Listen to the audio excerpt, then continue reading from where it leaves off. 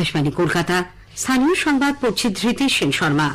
বিশেষ খবর হল, মেদিনীপুর মেডিকেল কলেজ হাসপাতালে প্রসূতিদের চিকিৎসায় গাফিলতির অভিযোগে রাজ্য সরকার ওই হাসপাতালের 12 জন চিকিৎসককে সাসপেন্ড করেছে। সাম্প্রতিক ঘটনার পরিপ্রেক্ষিতে বিভিন্ন মেডিকেল কলেজ থেকে 5 জন চিকিৎসককে ওই হাসপাতালে বদলি করা হয়েছে। স্যালাইন বিতর্কের জেরে কলকাতা হাইকোর্টের প্রধান বিচারপতির ডিভিশন বেঞ্চ মুখ্য সচিবের রিপোর্ট তলব করেছে। উত্তর দিনাজপুরের গোয়ালপুকুরে পুলিশের ওপর গুলি চালিয়ে আসামিদের ফেরার হওয়ার ঘটনায় রাজ্য পুলিশ বিশেষ সতর্কতামূলক ব্যবস্থা নিচ্ছে। সরকারি কর্মচারী ও পেনশনভোগীদের জন্য 8ম বেতন কমিশন গঠনের কথা আজ কেন্দ্র ঘোষণা করেছে। বাঘা যতীনের ফ্ল্যাট বাড়ি ভেঙে পড়ার ঘটনায় অভিযুক্ত প্রমোটার সুভাষ রায়কে গ্রেপ্তার করা হয়েছে।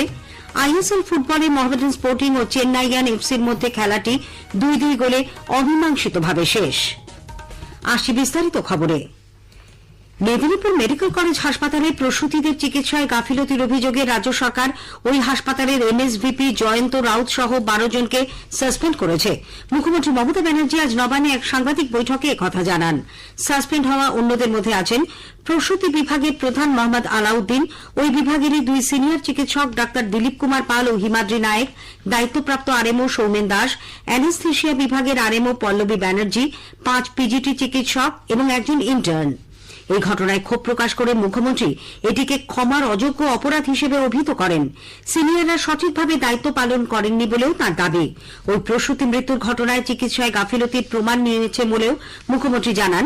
স্বাস্থ্য দপ্তর গঠিত 13 সদস্যের কমিটি এবং সিআইডি তদন্তের প্রাথমিক রিপোর্টে এই গাফিলতির দিকেই ইঙ্গিত করা হয়েছে।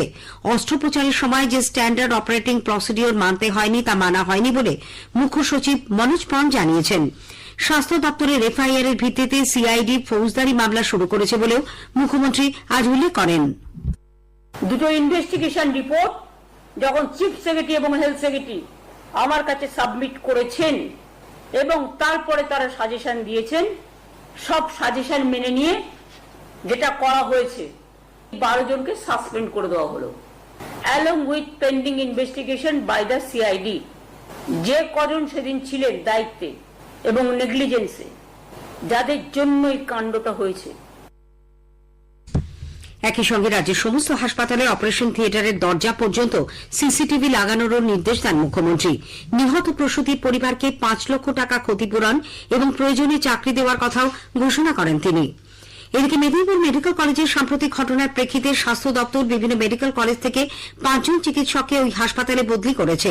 স্বাস্থ্য ভবনের জারি করা এক বিজ্ঞপ্তিতে জানানো হয়েছে, আরজিকর মেডিকেল কলেজ হাসপাতালের চিকিৎসক ডক্টর অধ্যাপক দেবব্রত ঘোষকে মেদিনীপুর মেডিকেলের স্ত্রী ও প্রসূতি বিভাগের প্রফেসর পদে স্থানান্তরিত করা হল। এছাড়া বর্ধমান মেডিকেল কলেজের ডাক্তার দেবদূত ব্যানার্জি, ওই কলেজেরই ডাক্তার তপন গঙ্গোপাধ্যায়, বাঁকুড়া সম্মিলনী মেডিকেল কলেজের সন্ন্যাসী চরণ বর্মনকেও বদলি করা হয়েছে মেদিনীপুরে। সাগর দত্ত হাসপাতালের ইএনটি বিভাগের অধ্যাপক চিকিৎসক ডক্টর ইন্দ্রাণী সেনকে মেদিনীপুর মেডিকেল কলেজের এমএসভিপি হিসেবে নিয়োগ করা হয়েছে। মেদিনীপুর মেডিকেল কলেজ হাসপাতালে নিম্নমানের স্যালাইন নিয়ে বিতর্কের জেরে কলকাতা হাইকোর্টের প্রধান বিচারপতির ডিভিশন বেঞ্চ মুখ্য সচিবের রিপোর্ট তলব করেছে। স্বাস্থ্য দপ্তরকেও এ ব্যাপারে আলাদা করে রিপোর্ট দিতে বলা হয়েছে। প্রধান বিচারপতি টি.এস. শিবজ্ঞানম এবং বিচারপতি হিরণময় ভট্টাচার্যের ডিভিশন বেঞ্চে আজ স্যালাইন কাণ্ড নিয়ে জনস্বার্থ মামলার শুনানির সময় এই রিপোর্ট তলব করা হয়। অন্যতম মামলাকারী আইনজীবী ফিরোজ এডুলজি জানিয়েছেন, ওই স্যালাইন প্রস্তুতকারক সংস্থার বিরুদ্ধে কি ব্যবস্থা নেওয়া হয়েছে সে ব্যাপারেও কেন্দ্রীয় সরকারকে রিপোর্ট দিতে হবে। এদিকে নিম্নমানের স্যালাইন প্রয়োগে মেদিনীপুর মেডিকেল কলেজ হাসপাতালে প্রসূতি মৃত্যুর অভিযোগের মধ্যেই কলকাতার এসএসকেএম হাসপাতালে অসুস্থ হয়ে ভর্তি থাকা আরেক প্রসূতি রেখা সাউয়ের নবজাতক সন্তানের আজ মৃত্যু হয়েছে। সদ্যজাত শিশু পিত্রটি ভেন্টিলেশনে ছিল বলে জানা গেছে। সরকারি স্যালাইন দেওয়ার জন্য এই শিশুর মৃত্যু হয়েছে অভিযোগ তুলে সিবিআই তদন্তের দাবি জানিয়েছে নবজাতকের পরিবার। মেদিনীপুর মেডিকেল কলেজ হাসপাতালে সাম্প্রতিক ঘটনার পর তিলোত্তমা আন্দোলনের অন্যতম প্রধান মুখ জুনিয়র চিকিৎসক ডাক্তার আশফাকুল্লাহ নাইয়ার কাকদ্বীপের বাড়িতে পুলিশের একটি দল গিয়ে খানাতল্লাশি চালায়। ওয়েস্ট বেঙ্গল মেডিকেল কাউন্সিলও তার বিরুদ্ধে ব্যবস্থা গ্রহণের প্রস্তুতি নিচ্ছে বলে জানা গেছে। বাড়িঘর তছনছ করা হয়েছে বলে অভিযোগ। চিকিৎসক সংগঠনগুলির যৌথ মঞ্চ জয়েন্ট প্ল্যাটফর্ম অব ডক্টরস এই ঘটনার নিন্দা করেছে। সংগঠনের যুগ্ম আহ্বায়ক ডক্টর পূর্ণব্রত গুণ ও ডক্টর হীরালাল কোনার আজ এক বিবৃতিতে এই পুলিশি অত্যাচারে সরকারের সমালোচনা করেন।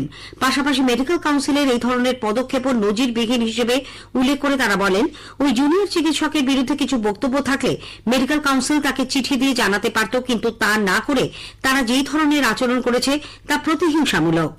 ডাক্তারদের আরেকটি সংগঠন ডক্টর সার্ভিস ফোরামও মেদিনীপুর মেডিকেল কলেজে প্রসূতি মৃত্যুর দায় মুখ্যমন্ত্রী জুনিয়র চিকিৎসকদের ওপর চাপিয়ে দিচ্ছেন বলে অভিযোগ করেছে।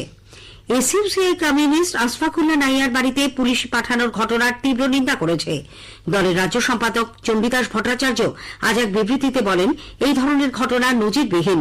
চিকিৎসক মহলে ভয়ের বাতাবরণ তৈরি করতেই এই ধরনের পদক্ষেপ। একই সঙ্গে তিনি 12 জন চিকিৎসককে যেভাবে সাসপেন্ড করা হল তারও নিন্দা করেন।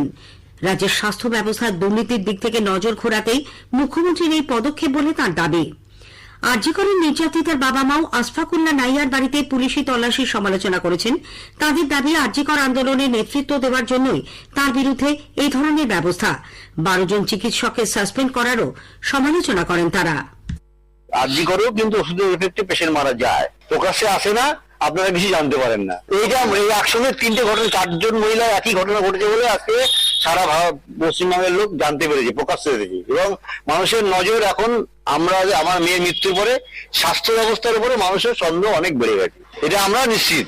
এবং এই যে মেডিসিনের জন্য আরজি করে অনেক পেশেন্ট মারা যেত, কিন্তু প্রকাশ্যে আসতো না। সেটাই তো এখানে 4টে জুনিয়র ডাক্তারকে বলির পাঠা বানানো হলো।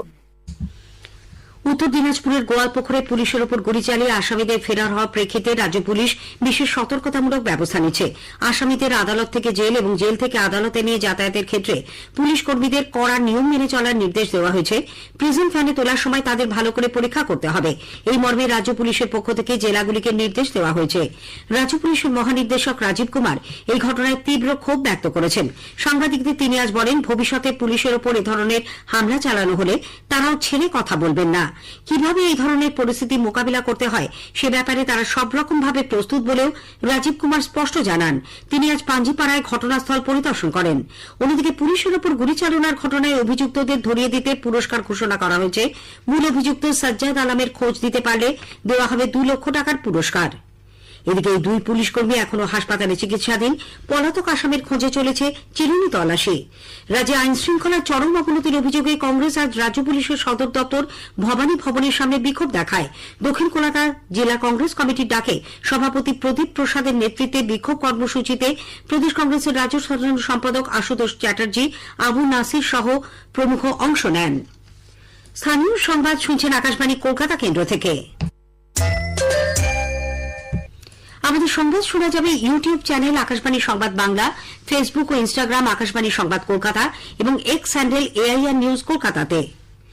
কেন্দ্রীয় সরকারি কর্মচারী ও পেনশনভোগীদের জন্য 8ম বেতন কমিশন গঠনের কথা আজ ঘোষণা করেছে কেন্দ্র।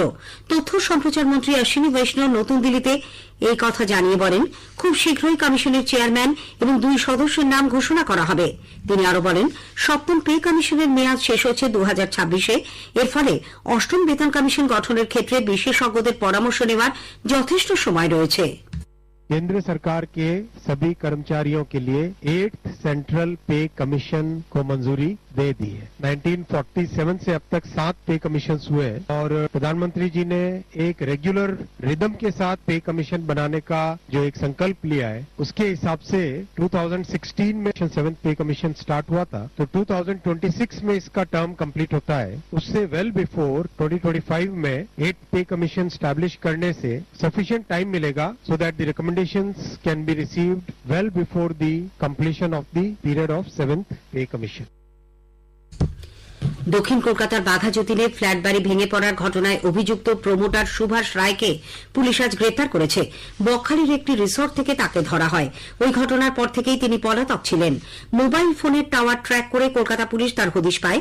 ফ্রেজারগঞ্জ থানার পুলিশ তাকে গ্রেপ্তার করে শারীরিক পরীক্ষার জন্য পাঠিয়েছে। আজই তাকে কলকাতা পুলিশের হাতে তুলে দেওয়া হবে। এদিকে হেলে পড়া ফ্ল্যাট বাড়ি ভেঙে ফেলার কাজ আজও চলেছে। পুরমন্ত্রী কলকাতা পুরসভার মেয়র ফিরহাদ হাকিম আজ ঘটনাস্থলে যান। সরকার ফ্ল্যাটের বাসিন্দাদের সব রকম ভাবে সহযোগিতা করবে বলে তিনি আশ্বাস দিয়েছেন। কলকাতার ন্যাশনাল মেডিকেল কলেজ হাসপাতালে আজ বিকেলে অর্থোপেডিক বিভাগের ওটিতে আগুন লাগে। অপারেশন চলাকালীন ওটির স্টেবিলাইজার থেকে ধোঁয়া বেরোতে দেখা যায়। হাসপাতালের কর্মীরা অগ্নি নির্বাপক যন্ত্র দিয়ে আগুন নিভিয়ে ফেলে। হতাহতের কোনো খবর নেই। বেশ কিছু কর্মসূচি নিয়ে রাষ্ট্রীয় স্বয়ংসেবক সংঘের প্রধান মোহন ভাগবত 10 দিনের সফরে রাজ্যে আসছেন। 7 ফেব্রুয়ারি তিনি কলকাতায় এসে 5 দিন বিভিন্ন কর্মসূচিতে অংশ নেবেন। আইএসএল ফুটবলে আজ সন্ধ্যায় যাদবপুরের কিশোর ভারতী ক্রীড়াঙ্গনে মোহামেডান স্পোর্টিং ও চেন্নাইয়ান এফসির মধ্যে খেলা 2-2 গোলে অমীমাংসিতভাবে শেষ হয়েছে। প্রথমার্ধে চেন্নাইয়ান 1-0 গোলে এগিয়ে ছিল। মোহামেডানের হয়ে মনভীর সিং ও লালরিম সাঙ্গা ফানাই গোল করেন। এই ম্যাচ ড্র হওয়ার পর 16 ম্যাচে 11 পয়েন্ট নিয়ে লীগ তালিকায় দ্বাদশ স্থানে রইল মোহামেডান। সমসংখ্যক ম্যাচ খেলে 17 পয়েন্ট নিয়ে লীগ তালিকায় 10ম স্থানে চেন্নাইয়ান। শেষ করার আগে স্থানীয় সংবাদ বিশেষ কিছু অংশ আরও একবার। মেদিনীপুর মেডিকেল কলেজ হাসপাতালে প্রসূতিদের চিকিৎসায় গাফিলতির অভিযোগে রাজ্য সরকার ওই হাসপাতালের 12 জন চিকিৎসককে সাসপেন্ড করেছে। সাম্প্রতিক ঘটনার প্রেক্ষিতে বিভিন্ন মেডিকেল কলেজ থেকে 5 জন চিকিৎসককে ওই হাসপাতালে বদলি করা হয়েছে। উত্তর দিনাজপুরের গোয়ালপুকুরে পুলিশের ওপর গুলি চালিয়ে আসামিদের ফেরার হওয়ার ঘটনায় রাজ্য পুলিশ বিশেষ সতর্কতামূলক ব্যবস্থা নিচ্ছে। স্থানীয় সংবাদ শেষ হল।